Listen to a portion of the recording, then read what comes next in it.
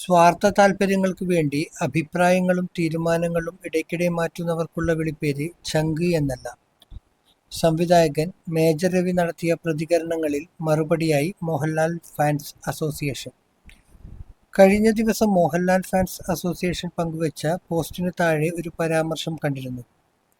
വിശ്വശാന്തി ഫൗണ്ടേഷനെക്കുറിച്ച് അതിന്റെ ഡ്രാഫ്റ്റ് ആരാണ് എഴുതിക്കൊടുത്തത് എന്ന് തനിക്കറിയാമെന്നായിരുന്നു മേജർ രവി പറഞ്ഞത്. മോഹൻലാൽ ഫാൻസ് ഒഫീഷ്യലായി പുറത്തുവിട്ട ഒരു കുറിപ്പ് മറ്റാരുടെയോ ഡ്രാഫ്റ്റാണെന്ന് എന്തടിസ്ഥാനത്തിലാണ് പറയുന്നതെന്ന് അസോസിയേഷൻ ചോദിച്ചു.